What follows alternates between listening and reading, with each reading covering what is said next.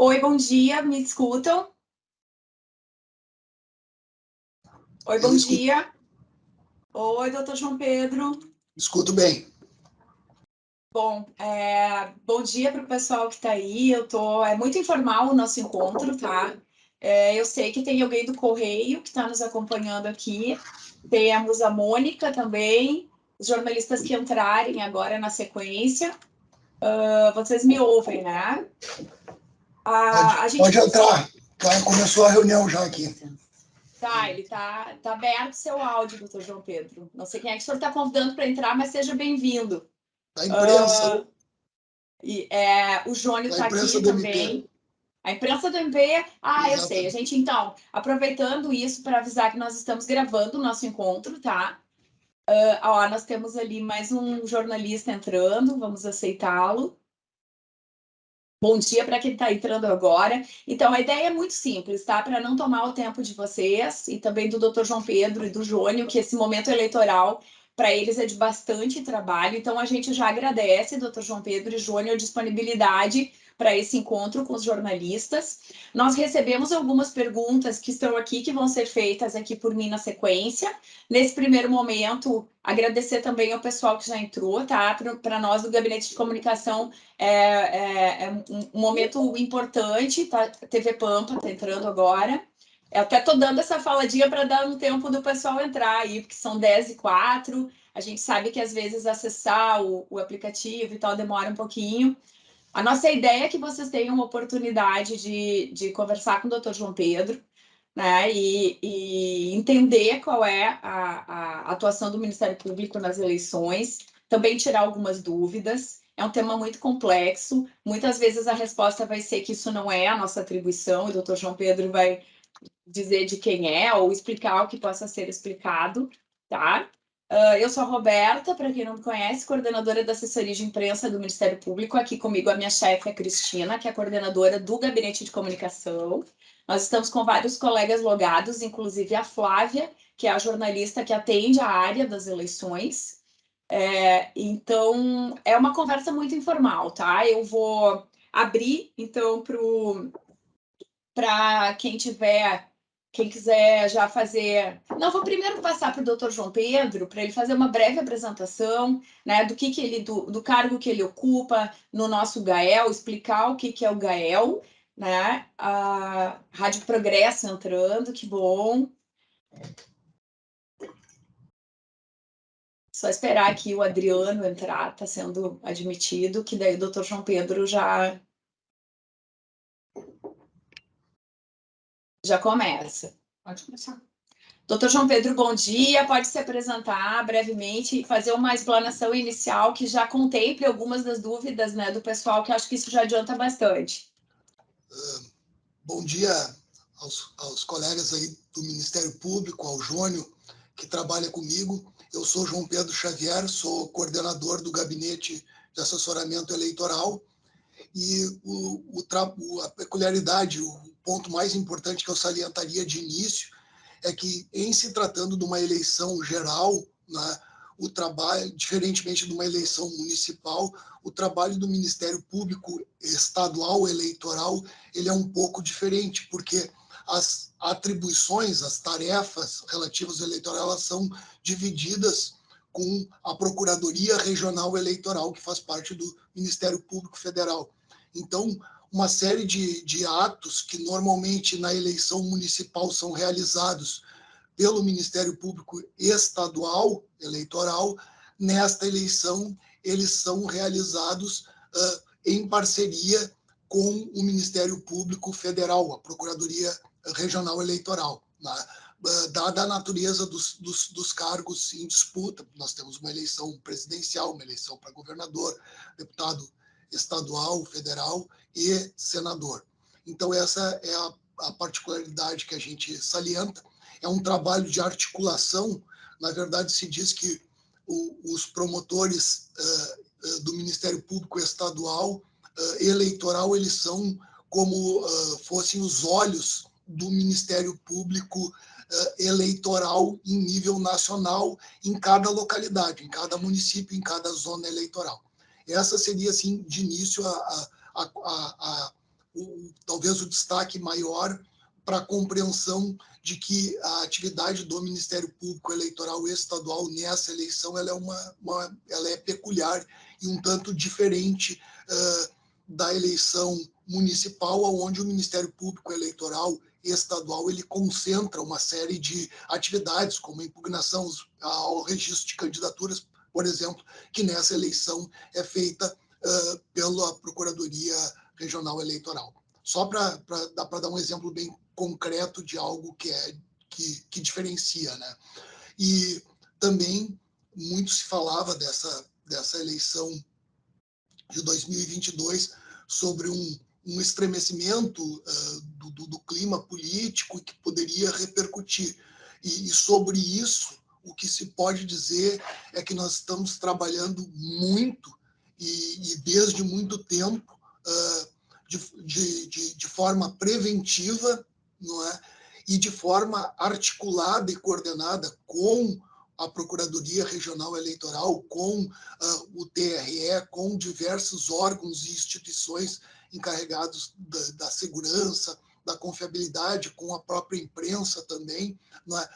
No escopo de tentar fazer com que o pleito eleitoral transcorra dentro da maior normalidade possível e prevenindo uma série de incidentes, né? A gente vê que isso é a tônica de uma série de provimentos, resoluções e recomendações do Tribunal Superior Eleitoral, da Justiça Eleitoral como um todo, e também de todas as instituições, do Ministério Público Estadual, Federal, enfim, outros órgãos, né? Tribunal de Justiça, Defensoria Pública, OAB, uma série de órgãos que convergem no intuito de que esse pleito transcorra de forma tranquila, segura e que prevaleça, afinal,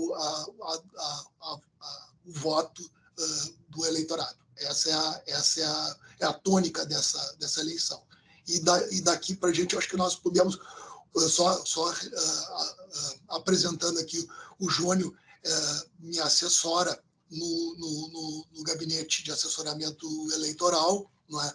Na verdade, nós dois temos respondido pela maior parte das demandas e ele vai estar comigo aqui, eventualmente, se alguma as respostas que eu der ou de algumas das informações precisar de alguma complementação, nós temos alguns arquivos aqui que podem ser disponibilizados e a gente disponibiliza ou no chat ou posteriormente via a nossa assessoria de imprensa, porque nós temos alguns materiais, né, cartilhas e uma série de coisas que podem esclarecer os pontos que forem tratados aqui, que a gente pode compartilhar aqui no chat ou depois via assessoria de imprensa do Ministério Público.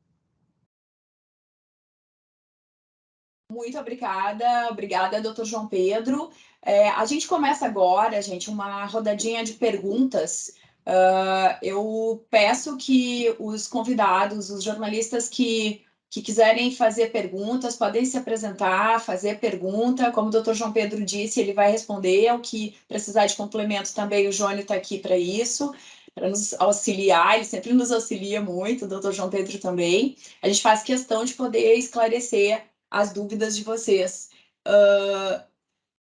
Alguém, por favor, já gostaria de começar com alguma dúvida? Pode se apresentar, pode abrir aí o microfone e falar. Estamos aqui nesse encontro bem informal mesmo. Aqui, chegou uma pergunta pelo chat, tá? Primeira pergunta aqui, João Batista. Pergunta: como vai agir o MP em relação às transmissões de rádio que eventualmente infringem a legislação eleitoral? E em relação a blogs e internet? Né, doutor João Pedro, respondendo essa pergunta, eu não sei se isso é nossa atribuição ou não, mas o doutor João Pedro já vai explicar. Bom, vamos lá. A questão é bem ampla, né? Envolve a fiscalização como um todo no dia das eleições e envolve aquilo que eu respondi anteriormente, né? Blogs de internet, as manifestações de internet, elas são realizadas, toda a questão de irregularidades veiculadas em internet, normalmente as de propaganda, são realizadas pela Procuradoria Regional Eleitoral. É aquilo que eu tinha dito anteriormente, pela natureza da eleição, as atribuições são compartilhadas. Mas a questão da fiscalização, isso sim é muito importante, porque existem várias perguntas, inclusive de algumas que foram mandadas antecipadamente, perguntando como é que vai se dar a fiscalização no dia das eleições, né? E nós temos incidentes que são tradicionais de fiscalização, como o derramamento de santinhos, a boca de urna, o transporte de eleitores, a regimentação e compra de votos, coação, violência política, propaganda irregular, dentre muitos outros, né? Então, primeiro, e retomando aquilo que foi dito anteriormente, nós, de muito tempo, temos estudado e encaminhado esforços preventivos e de esclarecimento junto a diversos órgãos. Aí vai todo o governo estadual, as forças de segurança pública, polícias, OAB, Defensoria, uma série de órgãos que compõem um gabinete de governança integrada de segurança pública para as eleições, né? E isso incluindo também Tribunal Regional Eleitoral, Exército, Aeronáutica, Polícia Federal, Secretaria de Segurança Pública, EPTC, Polícia Rodoviária Federal, OAB, né? Defensoria, como dito anteriormente. Então, qual é o escopo de todo esse gabinete que se reuniu e que antecipou algumas questões, inclusive alguns aspectos estratégicos que não vão ser detalhados aqui, mas se previu em detalhes uma série de incidentes que podem acontecer e interferir na normalidade do pleito, e todos eles já encontram algumas medidas preventivas do pleito e um acompanhamento que já está acontecendo, né? E esse gabinete ele também tem um escopo de uma atuação uniforme e alinhada, né? Ou seja, todos nós já previmos cenários possíveis de irregularidades ou de ilícitos e nós vamos atuar coordenadamente. Além daqueles aspectos que foram tratados aqui, né, de boca de urna e derrame de santinhos, enfim, todas essas questões que são tradicionais, transporte de eleitores, nós também tem toda uma preparação de parte da Justiça Eleitoral e do Ministério Público, propriamente em cada zona eleitoral, para garantir a regularidade do pleito. Quais seriam esses aspectos? Existem medidas preparadas, por exemplo, além dos plantões normais, do plantão forense, né? A eleição ocorre num domingo, como existe o plantão normal, usual, no próximo domingo vai ter, no domingo passado teve, em todo final de semana teve, vai ter um plantão específico para questões de natureza eleitoral, né? Nós temos que lembrar que, em tema de ilícitos, né, de crimes eleitorais, existem alguns que são ilícitos de menor potencial ofensivo, ou seja, são infrações de competência do juizado especial criminal, né? E muita gente diz, isso não dá nada, são questões que firmam termos circunstanciados, aparece ali depois, para responder aquele expediente. Na verdade, existe uma preocupação da Justiça Eleitoral, tem um provimento do CNJ que trata sobre isso, que diz o seguinte: embora nós tenhamos a imunidade à prisão no período eleitoral pelo Código Eleitoral, ou seja, ninguém pode ser preso, salvo em flagrante delito, ou seja, existe sim aqueles que estiverem praticando condutas irregulares e, mais especificamente, condutas criminosas, podem ser presos em flagrante delito, não é? Então, esses aspectos também serão, não se está a ameaçar ninguém com prisão, mas aquelas ações que forem criminosas, né, elas vão ter, sim, atuação repressiva, né, e o encaminhamento, inclusive a prisão em flagrante, se acontecerem. E em relação àquelas de menor potencial ofensivo, como é o caso dessas, de alguns incidentes, por exemplo, desobediência eleitoral, desordem, a pessoa pensa, isso não vai dar em nada, porque isso é só um termo circunstanciado. Pois esse provimento também diz que a imunidade à prisão não dispensa o encaminhamento daquela pessoa para a lavratura do termo circunstanciado, ou seja, ela vai ser levada, pode ser levada coercitivamente, pode ser conduzida para a lavratura do termo circunstanciado.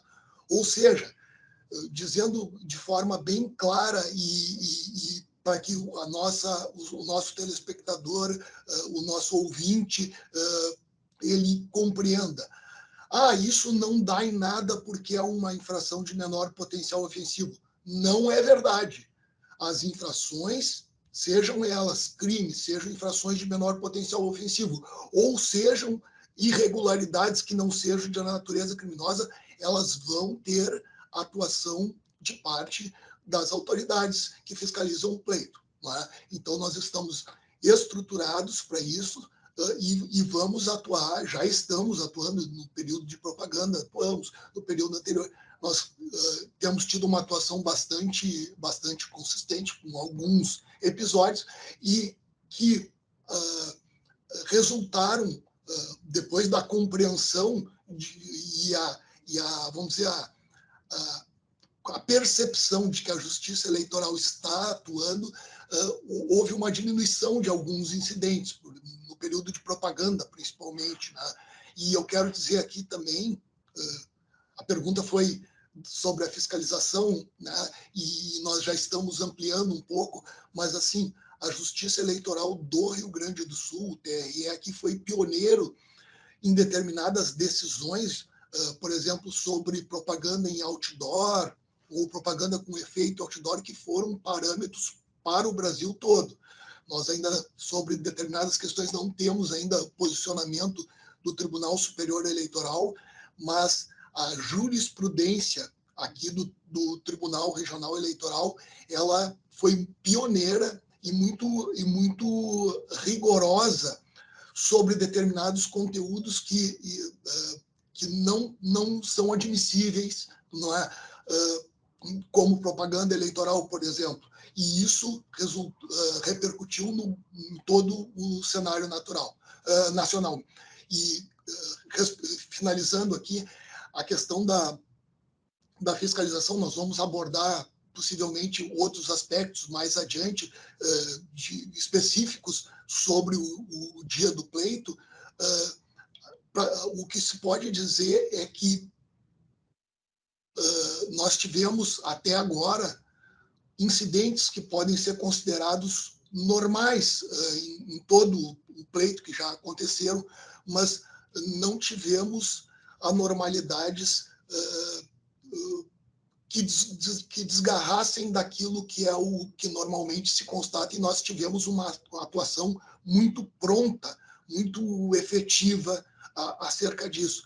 Então, aquilo que se antevia com uma possibilidade de incidentes muito graves, pelo menos até o momento, e por conta da nossa atuação, não aconteceram. Graças a Deus, e esperamos que seja assim até o final do pleito. Doutor João, obrigada. A próxima pergunta, doutor João Pedro, ela é bastante ampla, né? Ela já vai para o dia, né, do pleito. É do Jefferson, que pergunta o que pode e o que não pode ser divulgado no dia do pleito. Então, essas questões de divulgação na mídia, né, existem algumas situações, não é, que tradicionalmente são levadas a conhecimento. Normalmente são aquelas a dúvida sobre a divulgação de pesquisas, né, sobre a boca de urna, né, E o que se tem sobre isso, nós vamos passar mais adiante alguns materiais específicos de orientação aos partidos, aos próprios mesários e também aos colegas promotores que vão atuar durante o pleito. De um modo geral, a gente pode dizer que as vedações são aquelas que acontecem usualmente, né? E alguns pontos específicos vão ser tratados casualmente, né? Então, sobre isso eu gostaria de mais adiante explicitar esses aspectos e talvez retomando a ordem daquilo que foi passado para nós aqui, falar também sobre algumas questões, como, por exemplo, aquilo que tinha sido tratado aqui como os,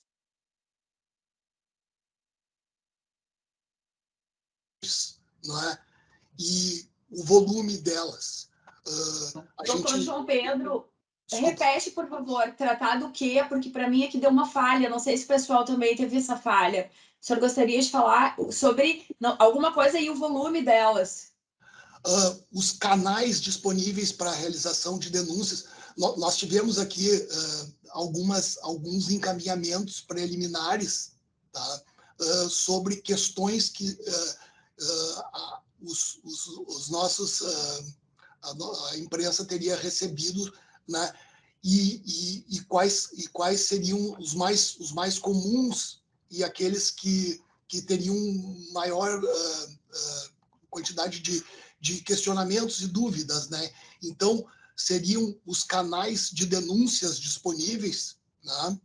E como eles poderiam ser utilizados e qual o volume de demandas sobre isso.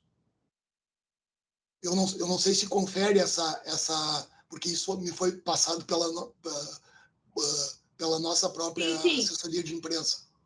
Nós temos essas perguntas que já foram passadas, que eu já vou passar para elas aqui, que a gente já tinha combinado, e aí a gente vai realmente detalhar mais algumas coisas. Vou passar para a pergunta do Bruno Pancô, aqui da Zero Hora, e depois aí a gente vai para essas que a gente já tinha aqui, no sentido de detalhar algumas coisas. Essa do Bruno, doutor João Pedro, é uma dúvida de a maioria dos jornalistas, a gente tem também essa dúvida, que é como funciona a divisão de atribuições entre o MP estadual e a Procuradoria Regional da República, né, que é o MPF, né, o MP Federal. Quais os casos cabem a cada um? Aqui a gente já divide bastante questões importantes. É aquilo que talvez a melhor, a mais simples definição disso seria que o MP eleitoral, estadual eleitoral, ele seria os olhos, né, do Ministério Público Eleitoral Federal, digamos assim, né? Conforme o cargo em disputa, determinadas questões são de atribuição do Tribunal Regional Eleitoral ou do Tribunal Superior Eleitoral, dependendo do cargo em disputa. Se for o cargo da eleição presidencial, por exemplo, seria do TSE, e a do Tribunal Regional Eleitoral nas demais situações. Então, nós temos, por exemplo, o exercício do poder de polícia em relação à propaganda, para que seja uma questão bem prática, né? Um outdoor, uma propaganda irregular, que não tenha os requisitos, não tenha ali todos aqueles requisitos que são estabelecidos pela legislação eleitoral. Essa atividade do exercício do poder, da provocação da jurisdição para o exercício do poder de polícia, ou seja, retirada da propaganda irregular, enfim, toda essa verificação, ela é feita pelo Ministério Público Eleitoral Estadual, porque ele atua diante de cada zona eleitoral, não é? Agora, questões, por exemplo, como impugnação ao registro de candidaturas, tá? Numa eleição municipal, isso é feito pelo Ministério Público Estadual Eleitoral. Nesta eleição, ele é feito pelo Ministério Público, pela Procuradoria Regional Eleitoral. Então, basicamente, seria isso. Agora, o importante dizer é que nós, Ministério Público Estadual, nós estamos agindo de forma coordenada. Eu tenho contato frequente e quase que diário com o Procurador Regional Eleitoral, o Dr. Pumes, e nós agimos de forma coordenada em várias situações, por exemplo, de registro de impugnação de candidatura, ele nos acionou porque ele precisa de informações que são da Justiça Estadual para o exercício do trabalho dele, e da mesma maneira existem outras situações, por exemplo, que eu exemplifiquei anteriormente, do exercício do poder de polícia para a retirada de um outdoor. Eventual recurso ou eventual impugnação, por exemplo, a propositura de um mandado de segurança, o juiz indeferiu o pedido de retirada de outdoor.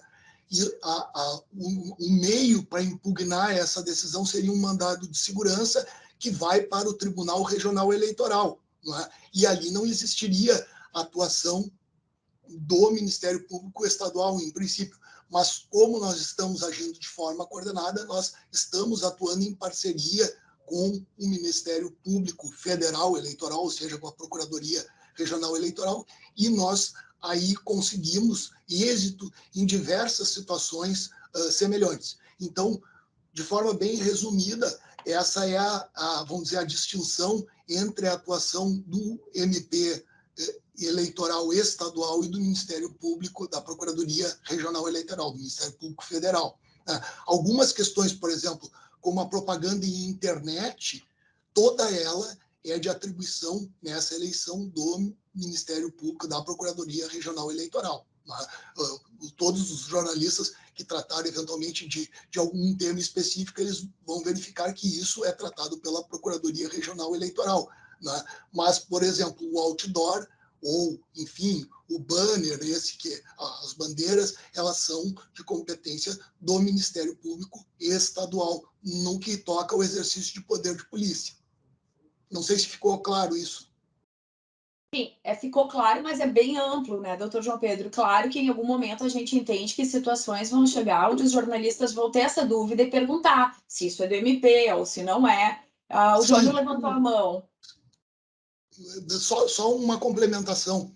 Existe, por exemplo, uma situação, eu falei que o outdoor incumbe ao Ministério Público, na parte do poder de polícia, incumbe ao Ministério Público Estadual. Mas vamos dizer o seguinte, que um determinado candidato, abusando do poder econômico, ele dissemine uma quantidade absurda de outdoors por várias cidades, não é? Numa situação que possa caracterizar eventual abuso de poder econômico, por exemplo. Eventual medida judicial, o exercício do poder de polícia se dá em cada zona eleitoral por cada membro do Ministério Público Eleitoral Estadual. Mas uma eventual medida judicial por abuso de poder político vai ser intentada pela Procuradoria Regional Eleitoral a partir dos subsídios colhidos pelo Ministério Público Estadual. Isso demonstra a necessidade de articulação. Nós, inclusive, temos um provimento, né, que trata exatamente uma portaria conjunta que disciplina essa atuação. Né? Não sei se o Jônio tinha algum... Bom dia a todos. Bom dia a todos. Me apresento, eu sou o Jônio, assessor aqui do Gabinete de Assessoramento Eleitoral, junto com o doutor João Pedro. Na verdade, era bem a complementação que eu ia fazer, né, doutor João Pedro? Era justamente nessa situação aí que envolve não só a atuação do Ministério Público Estadual, dos promotores eleitorais em cada zona, em relação à propaganda, mas sim em todo e qualquer ilícito que necessite ser sustado, ser cessado imediatamente, para não trazer um prejuízo, né, ao encaminhamento de todo o processo eleitoral. Então, na medida em que o promotor tem o conhecimento de qualquer irregularidade que venha a trazer prejuízos para o bom andamento da disputa eleitoral, ele vai sim, né, provocar o exercício do poder de polícia, que é estritamente do juiz eleitoral da zona, né, para fazer cessar aquela irregularidade. E, após isso, encerrado o exercício do poder de polícia, ele é arquivado no âmbito da zona eleitoral, e aí, extrajudicialmente, o promotor ele vai subsidiar tanto Procuradoria Regional Eleitoral no Rio Grande do Sul, quanto a PGE em Brasília, quando for se tratar de candidatura à presidência da República, para que lá, no foro competente, se avalie uma situação de sancionamento, né? As representações específicas, as ações originárias, tanto de TSE e Tribunal Regional Eleitoral, vão ser feitos pelo Ministério Público Federal. Então, esse é o papel importante do Ministério Público Federal, dos promotores, como o doutor João Pedro disse, na coleta de informações, né? Na forma de melhor subsidiar o trabalho do Ministério Público Eleitoral como um todo nas ações originárias, tanto em TSE quanto no Tribunal Regional Eleitoral. Então, é só uma forma de complementar o que o doutor João Pedro estava falando, então, elucidar um pouquinho mais aí, né, a situação do questionamento do Bruno Pancô da Zero Hora. Obrigada, Jônio. E, Roberta, só mais um detalhe, também para ilustrar, por exemplo, não importa se o outdoor é do candidato, por exemplo, da candidatura à presidência, né? Em se tratando de poder de polícia, quem vai atuar, né, nessa etapa, como nós dissemos, vai ser o Ministério Público Estadual. Um outro aspecto que eu poderia salientar é o seguinte: em se tratando de crimes eleitorais, a atuação é do Ministério Público Estadual, exceto se houver alguma prerrogativa de foro. Então, aquilo que foi dito, que eu falei no início sobre a fiscalização, os crimes, boca de urna, toda a propaganda, que no dia ela é completamente vedada e, portanto, ela é crime, né? Transporte irregular de eleitores, compra de votos, todas as condutas de natureza criminosa, elas são de atribuição do Ministério Público Estadual. Obviamente, como eu falei, nós estamos agindo e vamos atuar de forma coordenada com a Procuradoria Regional Eleitoral, e nós temos, graças a Deus, uma grande taxa de êxito, digamos assim, em várias medidas. Nós conseguimos, como eu disse, firmar determinados precedentes aqui, determinadas decisões que são exemplo para todo o Brasil, na questão, por exemplo, da propaganda. E espero que a nossa atuação coordenada também se reflita em todas as outras etapas do pleito, no dia da votação, o primeiro, e se tiver no segundo turno também. Ótimo, obrigada, doutor João Pedro. E aí a pergunta que segue, que eu tenho aqui, é com relação aos canais de denúncia disponíveis, né? Quais os canais disponíveis para a população e como é que está o volume desse uso até o momento? A população tem procurado bastante? Isso tende a aumentar? Exatamente, eu acho que era essa a pergunta que eu tinha anotado. Existe um volume considerável de denúncias que tem vindo ao Ministério Público Estadual, né? E não discrepa muito da normalidade também dos pleitos. A gente usualmente recebe uma série de denúncias, né? Algumas com maior consistência, com maiores subsídios, muitas delas, inclusive, vêm a partir da imprensa, né? Frequentemente vêm a partir de publicações, porque hoje nós temos uma agilidade tanto na mídia tradicional, escrita, né, e publicada nos veículos de imprensa, e nós temos essa agilidade de blogs, enfim, de uma série de outros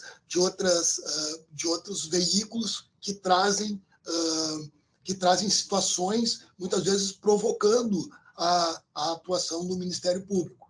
O que a gente pode dizer sobre isso? O melhor canal que tem sido mostrado mais efetivo é o aplicativo Pardal, né, que foi instituído ele já tem toda digamos, um tutorial sobre o que é necessário para instruir uma denúncia. Porque mais importante, Roberta e colegas que nos escutam, mais importante do que o volume da denúncia ou do que o número de denúncias é os subsídios que elas trazem. Muitas vezes a denúncia vem desacompanhada de uma foto, vem desacompanhada de uma filmagem, vem desacompanhada de algum indicativo de testemunhas, de um detalhamento que é imprescindível para se definir qual é a natureza daquele fato, se é uma irregularidade administrativa, se é uma irregularidade criminosa, se é uma irregularidade eleitoral que não é criminosa, né? E o aplicativo Pardal ele tem como se fosse um tutorial, porque ele pede algumas informações obrigatórias, como o nome e o CPF do cidadão que encaminha, é vedado, portanto, o anonimato, né? Mas ele permite o encaminhamento de quaisquer elementos que indiquem a existência do fato, como vídeo, foto, áudio, né? E é resguardado ao denunciante. Obviamente, não é permitido o anonimato, mas é resguardado ao denunciante o sigilo das informações pessoais, né? Sendo assegurada a confidencialidade. É óbvio que se uma pessoa de má fé fizer alguma denúncia inconsistente ou inverídica, ela pode responder por isso. Mas o aplicativo ele é muito interessante e digamos, ele permite denúncias mais substanciosas, porque ele já indica ali uma série de situações. Ele diz como descrever o fato, se tiver testemunhas, coloque, se se tratar, por exemplo, de uma peça impressa que está sendo distribuída, de se receber um exemplar daquilo para materializar, enfim, uma série de mecanismos que, digamos, eles qualificam, né? Permitem arregimentar o maior número de informações, e isso é fundamental. Às vezes isso faz toda a diferença, né? E sem falar que o Pardal ele também permite a geração de estatísticas, que é alguma coisa muito difícil para nós, né? Gerar estatísticas, porque a gente tem uma série de sistemas internos de registro e de processamento disso. Alguns sistemas que nós usamos não são exatamente os mesmos utilizados pelo TRE, por exemplo, né? Então, às vezes fica difícil de tabular todas essas informações, e sempre que nos pedem informações específicas sobre números, nós não conseguimos, muitas vezes, e o aplicativo ele permite, na medida que isso seja feito. Mas, além disso, nós temos outros veículos tradicionais, né, outros meios tradicionais de encaminhamento de denúncias, como telefones, ouvidorias, enfim, a Procuradoria Regional Eleitoral, do TRE, do Ministério Público Estadual. O que nós temos visto é que o aplicativo ele ensejou uma melhoria do fluxo e uma qualificação, né? O Jônio poderia explicitar, porque que atua mais nessa questão, mas assim, ao que parece, o aplicativo ele forneceu melhores condições para se reunir uma maior quantidade de informações sobre a irregularidade ou o ilícito praticado. Ou então, complementando aí, se me permite, pode ser? Claro, Jônio. O aplicativo Pardal, ele, na verdade, ele não é uma novidade, ele já foi utilizado em outras eleições, né? Se mostrou muito efetivo, por sinal, mas ele abre um leque muito grande para a atuação do Ministério Público Eleitoral como um todo, tanto no aspecto federal, né, quanto no estadual. Na medida em que o cidadão, que o eleitor, ele baixa o aplicativo no seu smartphone, isso permite a ele, ao detectar todo e qualquer tipo de irregularidade, e é bom que também o aplicativo Pardal ele traz orientações sobre o que é possível, o que é vedado dentro da propaganda. Então, o usuário, ele, ao baixar o aplicativo, ele já sabe o que ele está enxergando na rua que ele pode denunciar. E isso é muito interessante. Ele praticamente traz uma compilação da legislação eleitoral, né, para que o eleitor, ao detectar a irregularidade, ele possa usar do aplicativo para direcionar o que ele está vendo, né, e considera irregular, portanto, ao Ministério Público. Em se tratando de situações que envolvam propaganda, e esse é uma situação legal do aplicativo, é que ele já direciona a zona eleitoral que o usuário está informando ali, ou seja, o município, né, do local da irregularidade. Isso vai direto para o cartório eleitoral, né? Então, ou seja, o juiz recebe isso, o chefe de cartório recebe isso, a autuação é feita diretamente dentro do processo eletrônico eleitoral. Então, é uma autuação feita já em notícia de irregularidade em propaganda, o que pode ocasionar, inclusive, uma atuação de ofício por parte da Justiça Eleitoral. Então, sem que seja necessário que o Ministério Público provoque, né? É claro que, por muitas vezes, o Ministério Público ele se serve da função, né, da atuação de fiscal da lei que o Ministério Público tem para abrir vista ao MP e, né, também ter o posicionamento, firmar o posicionamento do Ministério Público em relação àquilo que o eleitor, que o usuário do aplicativo está apresentando como uma irregularidade. Então, isso em relação à propaganda. Quando o usuário não tem propriamente o conhecimento se aquilo envolve ou não propaganda ou outras irregularidades, aí já direciona para as páginas dos ministérios públicos respectivos de cada estado, ou ouvidorias, no caso aqui do Rio Grande do Sul, por exemplo, que vai cair direto na página de denúncias do Ministério Público. Então, isso acaba chegando para nós aqui, né? O nosso central de atendimento ao cidadão, ele já direciona isso, já vem em protocolo, é um documento protocolado, né, para o Ministério Público, é direcionado já para os promotores, né, com a atribuição dos municípios. Então, o aplicativo Pardal, ele já como é que eu vou dizer, ele tem uma mecânica de funcionamento bem ampla, e isso acaba ajudando bastante, né, como um canal de denúncia e de encaminhamento de irregularidades para os órgãos competentes. Nós temos, só para complementar, nós temos também aqui, podemos disponibilizar, tem um infográfico feito pela própria Justiça Eleitoral que mostra a tramitação e esse aspecto que o Jônio salientou agora, da agilidade de encaminhar diretamente para a zona eleitoral respectiva, permitindo também a atuação de ofício. Isso é uma das características que a Justiça Eleitoral está buscando. Ela tem que ser célere, porque os episódios acontecem e eles precisam de uma pronta resposta.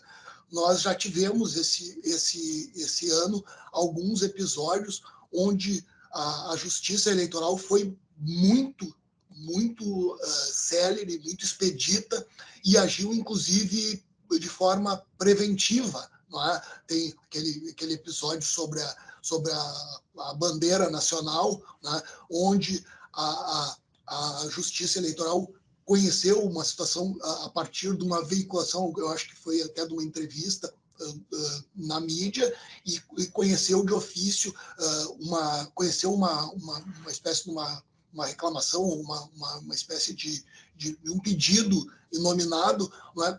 Fez uma consulta e explicitou os termos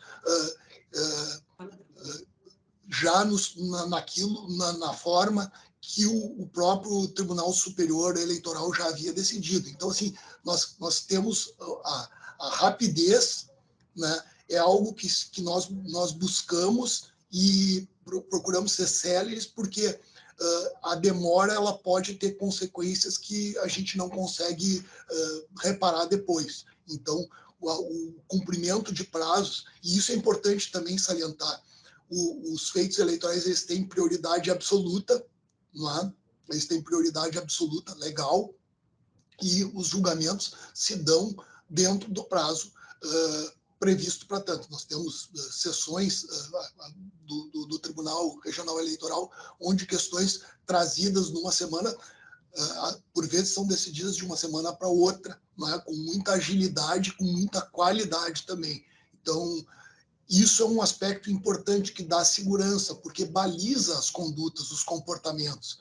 Sobre propaganda, por exemplo, que é o que a gente pode falar do período mais recente da experiência, nós tivemos várias hipóteses onde a atuação célere ela balizou e ela normatizou para frente e determinadas irregularidades elas não voltaram a acontecer exatamente por conta dessa atuação expedita, né? Rápida e pronta. Doutor João Pedro, muito obrigada. Eu até vou reforçar para o pessoal a importância, então, da divulgação do Pardal como esse canal ágil, né, e autoexplicativo. E eu acho que é importante, na minha visão de jornalista, que como as pessoas têm que colocar o nome, ressaltar essa questão da proteção dos dados, tá? Porque a pessoa muitas vezes se sente com medo, né, de colocar o nome dela ali numa denúncia, a questão eleitoral de muito poder, às vezes do seu político da sua cidade. Então, se os amigos, os colegas do jornalismo puderem ressaltar a questão da proteção do nome do denunciante, isso para nós tem uma grande relevância na hora do cidadão lá da ponta decidir fazer ou não a denúncia, tá? Eu vou passar aqui... Só mais um detalhe, Roberta. Também a gente tem que dizer o seguinte, que toda a medida encaminhada, né, ao denunciante se garante a proteção dos dados e é dado retorno. Consegue ouvir, não? Consegue ouvir? Sim, estamos ouvindo. Nós damos o retorno daquilo que foi feito em relação àquele expediente. Se é por caso de arquivamento ou de propositura, aquilo é dado o retorno. Ou seja, o cidadão denunciante, ele tem esse ônus, sim, de fornecer seus dados, porque também nós não se presta ao anonimato e ao ser utilizado de forma indevida, tanto que sujeita a consequências caso tiver um uso de má-fé. Né?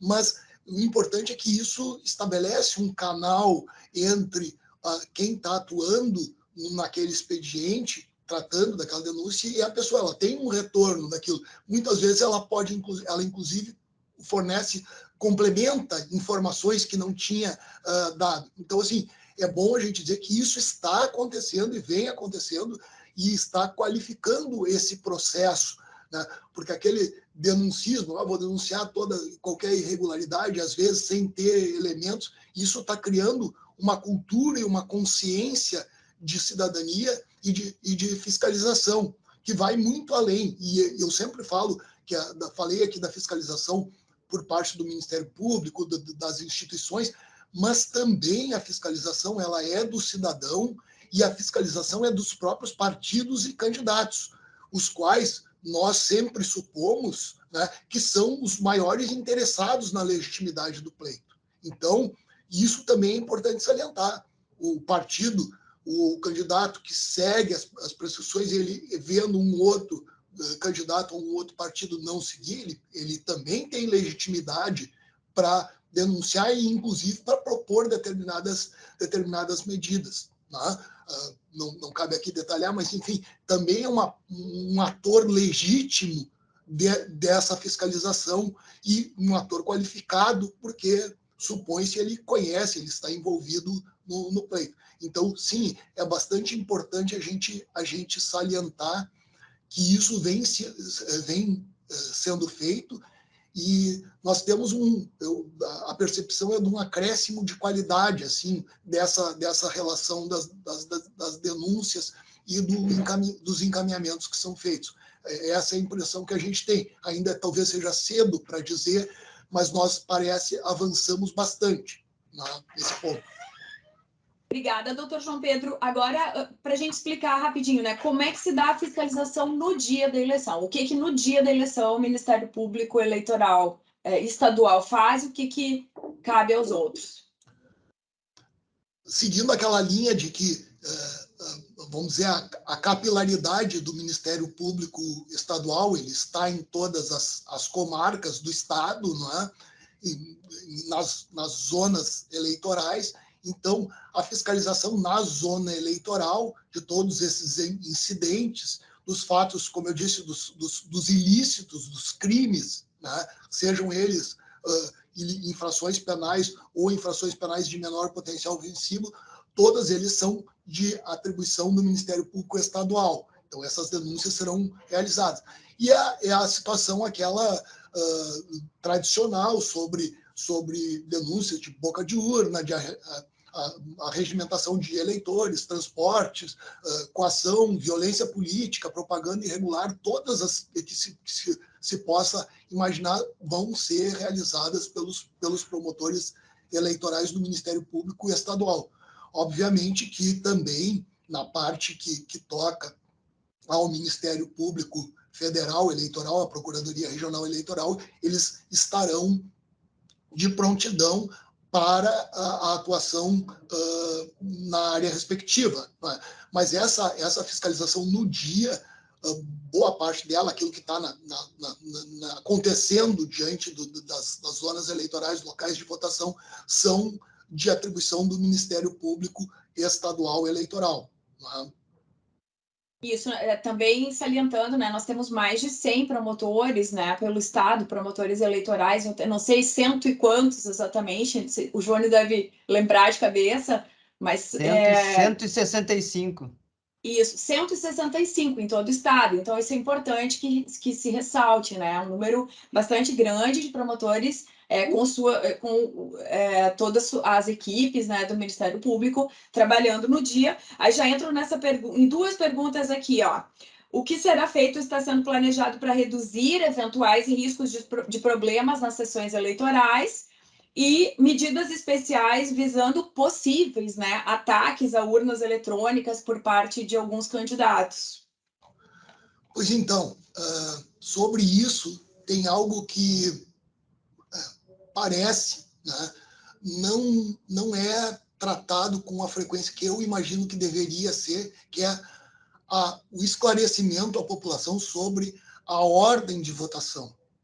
Isso é muito mais importante do que se imagina, porque vários episódios que nós tivemos na última eleição presidencial, né, estão relacionados a equívocos de digitação tidos como problemas com urna eletrônica. Eu vou explicar, vamos tentar explicar de uma maneira bem simples, algo que já é conhecido de todo mundo que atua na imprensa, mas que a população não sabe. Nessa eleição de 2022, qual é o primeiro cargo que vai ser objeto de votação? O primeiro cargo que vai ser objeto de votação vai ser o de deputado federal, que seriam de 4 dígitos. Né? O deputado federal, 4 dígitos. O segundo cargo, deputado estadual, 5 dígitos. O terceiro cargo, senador, 3 dígitos. O quarto cargo na ordem de votação, governador, né? 2 dígitos. E por último, de presidente, 2 dígitos. O que nós tivemos na eleição passada? Vários episódios. A urna está anulando o voto para presidente. O que acontecia? O cidadão tinha votado para deputado federal, depois para deputado estadual, depois para senador, e no momento de votar para presidente e para governador, ele imaginava que a votação era para presidente, e não aparecia a foto, e aparecia como voto nulo, porque ele digitava um determinado número, né, de um candidato a presidente no espaço para governador, quando não existia número válido de candidato a governador. Isso aconteceu no Rio de Janeiro, no Pará, em várias unidades da federação. E a pessoa dizia: a urna está anulando o meu voto para presidente. E alguns, de forma ilícita, inclusive filmaram isso com o celular, e assim, nós vamos tratar disso, a proibição do uso de celular ou qualquer dispositivo semelhante dentro da cabine de votação. Não é possível. A pessoa não vai votar com o celular na mão. Não. Isso vai ser um incidente registrado em ata. Mas esses que o fizeram, e fizeram ilicitamente, eles pelo menos fizeram o favor de mostrar que não havia equívoco nenhum na urna eletrônica. Havia o equívoco de digitação. Digitaram um número inválido para governador, que anulou o voto para governador e que permitia votar para presidente. Isso já é conhecido, as pessoas já sabem. Não, as pessoas não sabem disso.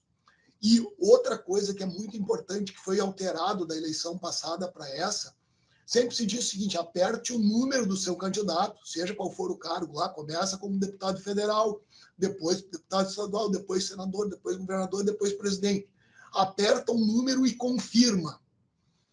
Isso acontecia de que a pessoa digitava o número e não esperava, não aguardava aparecer na tela a foto e o nome do candidato e os dados do candidato. E ela já apertava o confirma. Se digitasse um número inválido, por exemplo, estava querendo votar para presidente quando era a oportunidade de votar para governador, né? E aquele número não existia, ela simplesmente anulava o voto e nem via o que estava acontecendo. Pela pressa, pelo assodamento, pela falta de conhecimento, pela falta de esclarecimento. E é óbvio que não existe, digamos, como devassar os votos que foram dados, mas o que se viu posteriormente à eleição, e isso sim é possível sem devassar a urna, que um dos números utilizados para anular o voto era um número de candidato que existia para outro cargo, mas não para aquele onde ele foi digitado. Por exemplo, como eu falei antes, digitava um número que era válido para a eleição presidencial, mas que para governador não existia naquele pleito, para aquele eleitor. Então, isso é algo que precisa ser muito repetido, muito trabalhado. Não existe a possibilidade, está vedado o uso de celular, filmadora ou equipamento de radiocomunicação, isso é absolutamente vedado, a pessoa não vai votar, isso é importante. Se quer levar o celular, vai deixar o celular lá junto à mesa, essa é a normativa que foi estabelecida, não é?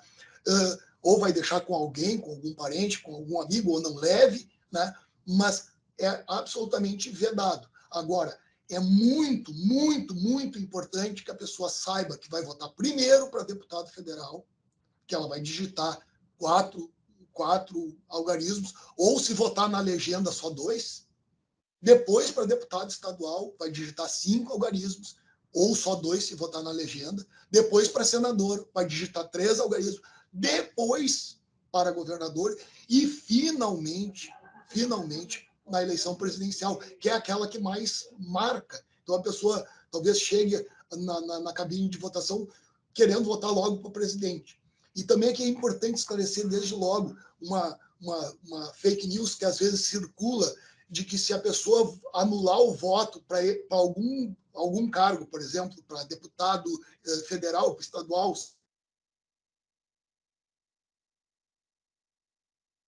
não é verdade. Você pode votar validamente. Doutor João Pedro, falhou. Se a pessoa anular um voto para um candidato... Não, vamos lá, vamos falar em cargos, né? Você vai votar para deputado federal, estadual, senador, governador e para presidente. Vamos supor que uma fake news que corre é que se você votar, anular o voto para algum desses cargos, né? Nós temos 5 cargos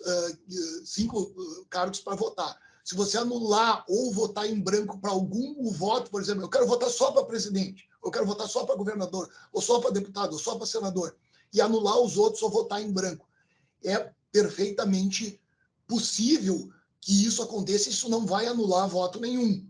O que vai acontecer é que se você digitar um número inexistente para aquele cargo, né, esse voto vai ser nulo, como disse anteriormente, que aconteceu na eleição de 2018, onde pessoas digitavam para governador um número da eleição presidencial e não havia na eleição para governador aquele cargo. Eu não sei se isso ficou claro. Doutor João Pedro, ficou claríssimo, tá? É muito importante isso que o senhor colocou, até o Jefferson está sugerindo que depois nós mandemos um áudio sobre isso, nós vamos aceitar essa sugestão, e mais do que isso, pedimos então, por favor, que os jornalistas deem atenção a isso, para que ajudemos as pessoas a exercerem a sua cidadania e não anular o voto, pelo menos por desconhecimento, porque aquelas que desejam anular, que assim o façam, mas tendo conhecimento suficiente suficiente, que isso não seja feito por desconhecimento. A questão do celular precisa ser reforçada, que não pode, mas a velha cola de papel não só pode, como deve, porque são 5 números para decorar, ninguém decora isso. Então, a gente vai fazer 5 cargos com vários números. Então, a gente vai reforçar isso a partir aqui das nossas redes sociais, vai distribuir para vocês nas listas que vocês participam com a gente, por onde foram convidados aqui, mas temos uma semana de campanha, tempo curto, mas é suficiente para a gente reforçar essa questão da ordem, da necessidade de atenção. Não, e essa questão, eu acho que da pausa, né, que o doutor João Pedro falou sobre, no momento que faz a opção ali pelo candidato, demora às vezes para carregar e a pessoa confirma e acha que a urna não estava com problema, deu algum problema ali, mas na verdade não deu aquele tempo, né? Aquela ansiedade do clique que é bem comum. É muito importante isso, Roberta e Cris, assim, o que é importante dizer? Que isso foi alterado da eleição passada, eu esqueci de dizer de detalhar esse ponto. Tá? Eu acho que se a gente tivesse uma coisa só para dizer sobre a eleição, eu acho que talvez uma única dica para esse pleito, eu diria que é essa: saber a ordem de votação, saber que pode levar a cola, saber que não pode levar celular, né? Nós temos alguma situação da pessoa que tenha mobilidade reduzida ou que tem capacidade, que pode ser ajudada, isso tudo é esclarecido. Os presidentes de mesa, os mesários, eles sabem como é o procedimento, isso pode ser feito, mas eu não queria trocar essa informação, só dizer o seguinte: foi alterado da eleição passada para agora, porque antigamente você digitava o número e já digitava confirma. Agora se estabeleceu um tempo, que eu não sei se é de de segundos, tá? Aonde a teca confirma, ela fica bloqueada, ela não fica disponível antes de aparecer a foto, né? Ou de aparecer a mensagem de anulação. Sendo bem claro, você digita um número, não é? Você digita um número errado, e como acontecia na eleição passada, que não existe para aquele cargo, vamos dizer por equívoco, né? E aí apertava o confirma, já anulava o voto. Hoje, o confirma ele tem um delay, talvez de 1 ou 2 segundos, aonde vai aparecer na tela aquela mensagem. Ou seja, a pessoa que quiser anular o voto, né, e é algo que faz parte do processo também, ela vai poder. Mas não vai ser por erro, como disse a Roberta. Então, nisso nós modificamos. O sistema foi modificado justamente para que não haja aquela digitação em sequência, como a gente via, né? E às vezes por equívoco. A pessoa, no afã de terminar rápido, ou de sair, ou de votar logo para o cargo que ela considera mais importante naquela votação, ela descuidava dos outros. Então, sim, é muito importante isso. Vai existir um pequeno, né, é quase imperceptível para quem, né, para quem está acostumado a votar e presta atenção nesses detalhes, mas assim, vai haver um delay onde você não vai digitar e automaticamente na próxima sequência do último algarismo o cara já apertar o confirma. Existe um tempo mínimo para que apareça a mensagem ali, para que o eleitor possa conferir, né, se votou como desejava votar exatamente, e aí então libera claro que isso nós estamos falando de segundos, obviamente, porque também não seria eterno ali de ficar, né, mas isso vai garantir ou vai minimizar, eu diria, a possibilidade desse tipo de equívoco, né? Então, isso eu não tenho visto muita divulgação sobre esse aspecto, mas isso talvez para mim, no dia da votação, para aquele eleitor ordeiro que está preocupado em votar corretamente, em exercer a sua cidadania, talvez seja o aspecto mais importante. E pode sim levar a famosa cola, né? E pode a votação ela é a mais livre possível, ou seja, você pode votar validamente para um cargo, votar em branco para o outro, não anular o voto para um outro cargo, sendo que os votos válidos para os cargos que forem dados vão ser considerados. Então, fake news, é notícia falsa essa de que para você votar validamente para a eleição presidencial, por exemplo, deveria votar necessariamente de forma válida para os outros cargos. Isso foi difundido e não é verdadeiro. Doutor João Pedro, excelente, tá? Eu acho que essa parte aí que a gente abordou agora, da anulação, da mudança, do tempo que o senhor colocou, exige que a gente se posicione no sentido de ajudar as pessoas daqui para frente nessa reta final, nesse sentido. Eu estou vendo aqui o Bruno Pancô da Zero Hora dizendo muito bom, várias dúvidas esclarecidas. O Jefferson já tinha falado isso e também já está dizendo aqui que eles vão fazer uma ação lá pelo DAIO e pelo portal deles. Jefferson, tu tá assim, ó, Jefferson Carvalho convidado. Então, se tu quiser colocar aqui o teu veículo para compartilhar com a gente qual é o teu veículo e a tua cidade, eu agradeço muito. Eu não sei se o pessoal ainda tem alguma dúvida. Se a gente fosse ficar aqui o dia inteiro falando, Roberta, a gente teria... Roberta. Oi, Jônio. Só uma complementação. Rádio Severi, FM de Severi. Ótimo. Fala, Jônio. Aproveitando esse mote aí, que é importante, né, de esclarecimento, é claro que isso é um papel que deveria ser cumprido essencialmente pela Justiça Eleitoral, né? Confesso a todos aqui que a gente não vê isso com tanta frequência, pelo menos com a frequência que a gente esperaria, né?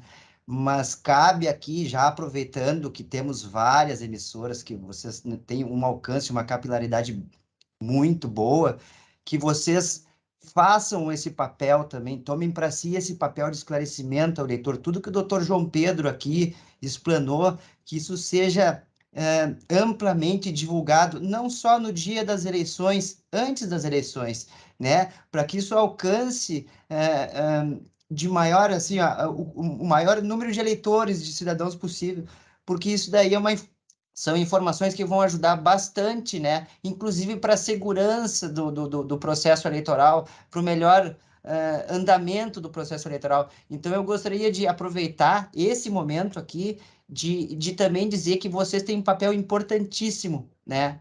Junto com a Justiça Eleitoral, com o Ministério Público, com os demais órgãos competentes, de também passar esse esclarecimento ao cidadão. É isso mesmo, Jônio. A gente conta aqui a gente tem aqui veículos de imprensa de todo o estado. A nossa ideia fazendo essa reunião com vocês. Muito obrigada, Jefferson. A gente tem esses contatos de vocês todos aqui, né? Nós já temos isso, nós conversamos diariamente com todos vocês, mandamos informações para todo o estado. Isso tem sido do nosso projeto Central do Interior. Para o pessoal aqui da capital que está nos acompanhando, nós temos um projeto específico para atender os jornalistas do interior do estado. Faz parte, né, da nossa missão transformar essa informação no mais capilar possível, ou seja, que ela chegue a todos os veículos de todos os nossos municípios. A gente já está com 1h10, mais ou menos aqui, 1 hora. Eu sei que o doutor João Pedro e o Jônio têm muito trabalho, não é pouco. Então, eu vou encerrar por aqui o nosso encontro, agradecendo a participação de vocês, dizendo que nós continuamos disponíveis aqui pelos nossos grupos de WhatsApp com vocês todos do interior, pessoal aqui de Porto Alegre também, temos a nossa lista aqui, nosso grupo da capital, estamos sempre disponíveis a resolver e responder dúvidas, tá? Agradecer ao doutor João Pedro imensamente por esse tempo disponibilizado para a gente, para o Jônio também, a gente sabe que eles são assim muito demandados nesse período. Agradecer as sugestões pelo chat, que nós vamos, sim, mandar em vídeo para vocês. Nós vamos mandar em áudio também. Bom, se for em vídeo, vocês já aproveitam o áudio. Nós vamos nas nossas redes. Adriano Rádio Progresso de Juí. Parabéns. Obrigada, Adriano. Pela abertura com a imprensa do interior, muito importante esse canal. Olha, gente, a gente aqui agradece. Esperamos que esse seja o nosso primeiro encontro com a Central do Interior, mas não seja o único, seja o primeiro de muitos assuntos que a gente trata aqui.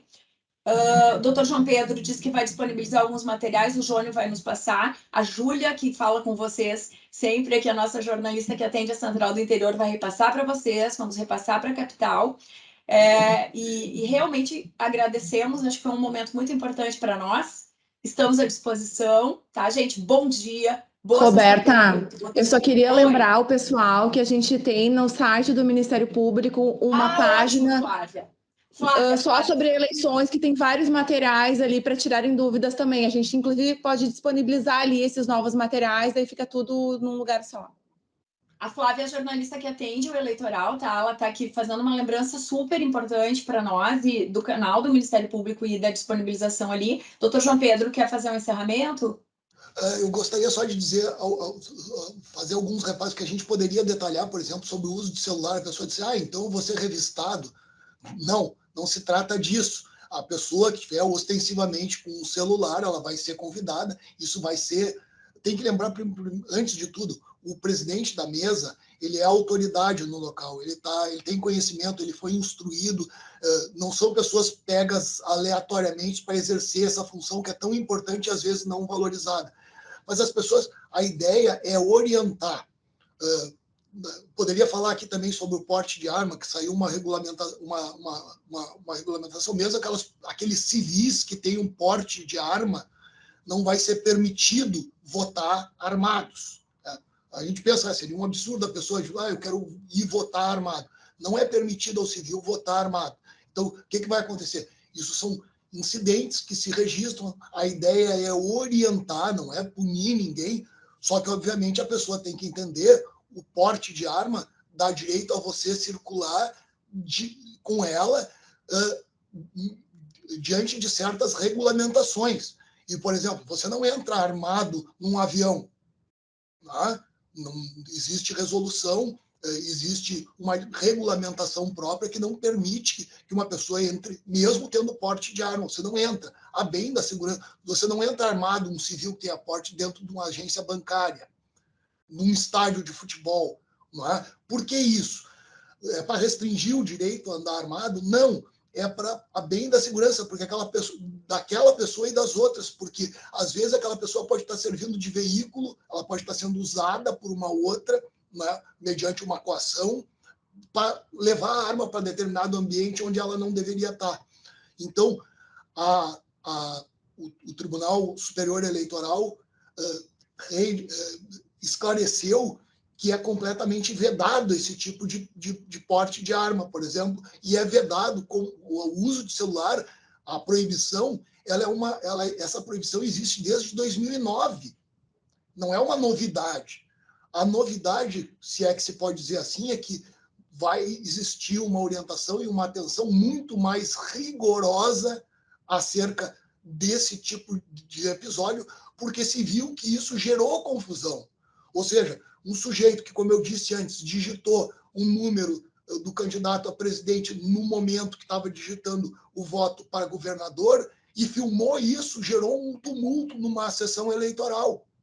E isso não vai ser tolerado, porque, inclusive, isso pode ser algo criminoso. Promover desordem durante o tumulto, durante o episódio de votação, isso é algo que não está no direito de cidadania. O direito de cidadania é de votar dentro da regulamentação normal. Então, o sujeito vai pegar e entrar numa cabine de votação armado ou com um celular e insistir que vai fazer, ele não vai fazer isso, porque vai ser registrado em ata e essa pessoa vai ser impedida de votar. Não vai ser presa por causa disso? Não, vai ser orientada a deixar aqueles objetos em algum outro lugar e voltar para exercer o seu direito de cidadania. Agora, se insistir, se criar tumulto, pode sim ser chamada a força policial e nós estaremos de prontidão para ir para isso, né? E vai haver atuação, a lavratura de um termo circunstanciado ou até de um auto de prisão em flagrante. Então, isso é importantíssimo as pessoas serem esclarecidas, e eu poderia falar aqui também do detalhamento daquelas pessoas que precisam de auxílio para votar, mas, como disse, são várias questões e talvez algumas, eu peço excusa se não deu, algumas vieram aqui, eu talvez selecionei aquilo que era mais importante, né? Mas a gente podia, Roberta e Cris, se fosse o caso, agendar esse contato com a imprensa para nós também é fundamental. A gente pode agendar, talvez para a próxima semana, alguma data, para outro, para complementar eventuais coisas que ficaram e talvez reiterar algumas outras. Não sei se ficaria bem para os formatos, aí vocês combinem com os colegas de vocês da imprensa, a gente pode. Eu estou à disposição e sempre que eu puder falar a respeito disso ou até responder, não há problema. Né? Eu acho que esse contato ele é fundamental. Doutor João Pedro, nós achamos sempre bom, né, para nós, quanto mais conversar com jornalistas e mais cumprir o nosso papel, né, de transparência com a informação, de serviço para que as pessoas exerçam a cidadania, melhor. Podemos marcar uma outra data ainda para a semana que vem e a gente convida o pessoal. Então, quem quiser participar de novo, tiver ainda outras dúvidas, eu também diria que é uma sugestão minha, tá? Como o doutor João Pedro está se disponibilizando da gente conversar semana que vem, vocês que têm rádio, se quiserem linkar ao vivo também para usar o áudio aqui da nossa reunião, ou gravar para usar depois também, isso tudo está liberado, tá, gente? A gente fez uma reunião fechada porque seria inviável fazer aberta, mas tudo que foi falado aqui é público, transparente, pode ser usado nos veículos e deve, não é que pode, deve ser usado por vocês. A gente marca uma nova data, vamos agendar aqui com o doutor João Pedro quando fica viável na semana que vem, porque é uma semana onde tem até a questão de período de propaganda. A propaganda ela termina 3 dias antes da eleição, né, doutor João Pedro? Exatamente, nós temos um período de restrição e também podemos falar da manifestação individual e silenciosa, o que pode, o que não pode, adesivos, botões, isso acho que vai estar muito vivo na semana que antecede o pleito. Eu acho que o que a gente poderia fazer até para objetivar, porque eu vi que a gente deriva aqui para vários... Seria muito importante que perguntas específicas viessem antecipadamente para a gente, porque às vezes eu não vou aqui, nós temos um cipoal de resoluções, de regulamentações, né, que a gente às vezes não consegue identificar de pronto. Então, se os colegas de vocês da imprensa puderem mandarem esses questionamentos específicos, nós podemos falar do que pode, do que não pode, qual é o fiscal de partido, o que ele pode usar, o que ele não pode usar, se ele pode usar uma camiseta que seja padronizado ou não, como é que pode acontecer. Nós temos uma série de esclarecimentos, né, e os colegas já trabalham também com isso, nós estamos querendo subsidiar todos da forma mais completa possível, mas é interessante também que a imprensa conheça isso e divulgue, para saber o que pode e o que não pode. Nós temos um guia da Justiça Eleitoral, né, que foi publicado pelo TSE, que tem informações sobre bandeiras, sobre tudo que se possa imaginar por dia do pleito, mas tem determinadas questões, por exemplo, uma pessoa com mobilidade reduzida, quem é que pode auxiliar? Pode ser algum servidor da Justiça Eleitoral? Não. Pode ser um fiscal de partido? Não. Tem que ser uma outra pessoa, de preferência alguém da família, um familiar, uma pessoa com mobilidade reduzida, um idoso que não consiga votar sozinho. Isso pode ser feito. E aí eu posso esclarecer todos esses aspectos, né? E talvez seja interessante a gente detalhar antes, fazer um roteiro para pegar de forma mais abrangente possível todos os questionamentos. Vai ser impossível responder tudo, mas eu acho que a gente pode aí já preparar com esse detalhamento maior. Combinado, doutor João Pedro. Eu vou fazer o seguinte, a Júlia vai mandar, tá, um lembrete para que as perguntas venham, como nós fizemos dessa vez. E uma série de coisas. Perguntas, já marca a nossa data possível aqui e mandamos um aviso para o pessoal também, tá? De quando vai ser, então, a nossa reunião da Central do Interior, eleições, com convidados aqui da capital também, da região metropolitana, na semana que vem. Muito, muito obrigada, doutor João Pedro, Jônio, pessoal, 11h21, tá? Eu sei que a gente tinha falado em 1 hora, mas foi por aí, 1h20, foi excelente. Nos encontramos, então, na semana que vem, tá? Para mais uma rodada de respostas. Estamos à disposição dos nossos canais, nas nossas redes. Tchau, gente. Obrigada. Até semana que vem. Tá bom.